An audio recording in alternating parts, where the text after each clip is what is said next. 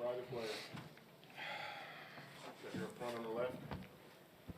Royce Young, ESPN. Dame, Michael Malone kind of said that last series against OKC, you had a lot more space in that series. Do you feel like Denver's taking away your space more so than you had in the last series? Yeah. I think it's obvious they're trying to show bodies and make me play in the crowd, find an open man. And that's what I'm trying to do, trying to see where the help is coming from, see where the other guys come from, make that play. And still just find a way to be aggressive, look for shots. Just don't let them turn me into a passive player. So, but I can definitely see that they're trying to, be a little more aggressive, have more bodies around me. Next question. Follow up on that, Dame. What is the balance there of, you're an aggressive player, you're a great scorer, of not trying to force the issue, press a little bit to score, while also trusting the pass and finding your open guys? I think when you see a defense come at you that aggressively, like I said, you got to identify what they're trying to do, what you think they're trying to do, and try to make them pay for it. Try to attack them with the pass and maybe the weak side or wherever the help is coming from, attack them there and try to take advantage of it. That way it breaks down and then they maybe go away from it, or it softens up because they're paranoid about, the other side scoring or us hurting them on the other side. And then get more aggressive after that to score the ball. And if that's not working, then you got to figure it out. Maybe attack, try to get downhill more, get some contact. But that's pretty much what it is. Try to make them pay with the pass and see if it'll work out by giving the ball up. And then if not, you got to stay aggressive. Front row center. Dame, Judah Newby, 102.9 The Game. You have an ability to keep your emotions steady throughout the way a game unfolds and the way a series unfolds. Yeah. How important is that to remain calm and focused in the midst of a disappointing playoff loss to make sure you come back strong in Game 5? I mean, it happens. In the playoffs, it's going to be competitive. It's not always going to go your way. And the good thing for us is that we won a game on their court. So it's not like we lost both there. They came here and won one, and we going back facing elimination. So I think we're in a good space. 2-2. We know we're capable of winning on their floor, and that's what we got to go get done. So obviously it's disappointing, like you said. You don't want to let an opportunity like this slip, but it happens. And it's playoff basketball, and we got to move forward. Second row, right side. It's Joe Fisher, 1080 The Fan. This is for CJ.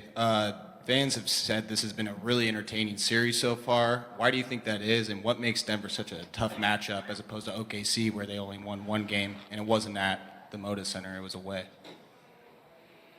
I think it's entertaining because we play entertaining brand of basketball. We get out and run, we shoot threes, we have isolation situations, and we got a pretty good home court advantage, and I think they play a nice brand of basketball to where, there's backdoors, there's dribble handoffs, they make an extra pass, things of that nature. So I think that's why it's a fun game to watch in terms of the difference in the series.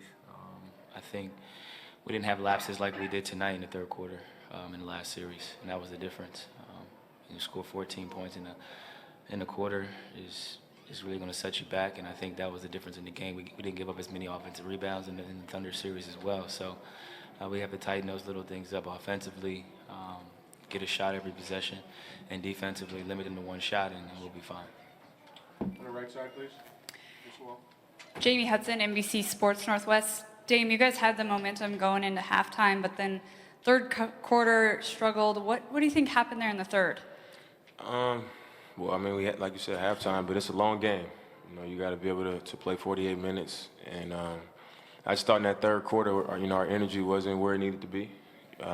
Like CJ said, it's going to be hard to keep a lead or keep a team off you when you score 14 points. And I think that came from turning the ball over, allowing them to get out, not being as sharp as we needed to be in our coverages. And they were, they got a lot of shooters out there. So when we know we're trying to give, Millsap and Jokic attention on the block, and when they had a ball, our communication has to be right on the weak side, or they're going to take advantage of it with those shooters. And I thought, it was a lot of that mixed with turnovers, second and third opportunities on the glass, and a team as good as they are, you keep giving them opportunities, they're going to score. So I think it was a mix of all those things.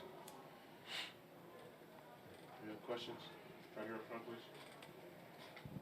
please. CJ, kind of about the same thing I asked Dame about.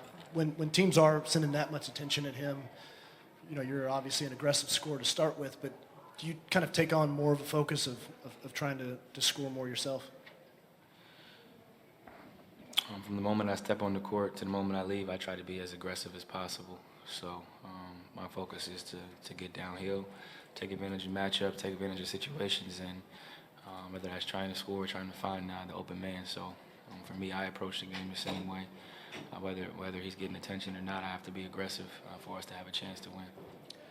Dame, Brendan Vogt, DenverSiffs.com. We've seen a couple of series in this playoffs sort of be about things that are more than basketball, maybe referees or personal beefs or whatever. Is it fair to say that this series has been mostly just about hoops, and is that more enjoyable for you to play in? I mean, every series is about hoop, regardless of what else is happening, because we playing basketball, but it's two good teams trying to advance. That's all it is, and we got an even series, so we got to go back on their floor. We got to win one on their floor either way, regardless of what happens. So we need to be trying to make that happen Tuesday.